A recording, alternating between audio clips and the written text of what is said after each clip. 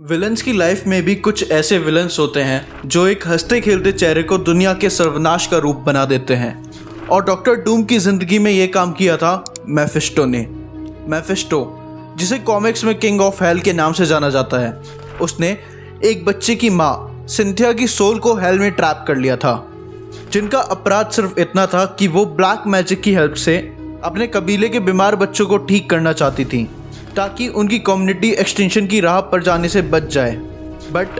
जिस डीमन से वो पावर लेती थी, उसने सिंथिया को ही पोजेस करके कबीले के सभी बच्चों को मार दिया। और जब सिंथिया वापस होश में आई तो उसे इस सब पर भरोसा ही नहीं हो रहा था।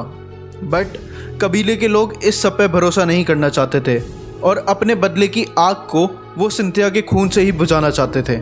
जिससे वो बच्चा यानी विक्टर तो बच जाता है, बट सिंथिया और उसका पति मारे जाते हैं। और इस सब के लिए वो छोटा बच्चा यानी विक्टर वॉन डूम उस कबीले के लोग और उस डीमन को जिम्मेदार ठहराता है, जिनसे बदला लेने के लिए विक्टर अपनी माँ से विरासत में मिली मैजिकल पावर्स के साथ साथ यूएसए में जाकर अपनी इंटेलिजेंस पे काम करता है, जहाँ उसे मिलता है रीड रिचर्ड्स, जो कि इंटेलिजेंस में विक्टर से काफ़ी आगे था। और उन दोनों ने मिलकर एक ऐसी डिवाइस बनाई जिसकी हेल्प से विक्टर इंटर डायमेंशन ट्रैवल करके हेल में पहुंचता है, जहां उसे अपनी माँ की सोल तो मिलती है, बट वो ट्रैप थी मेफिस्टो के पास,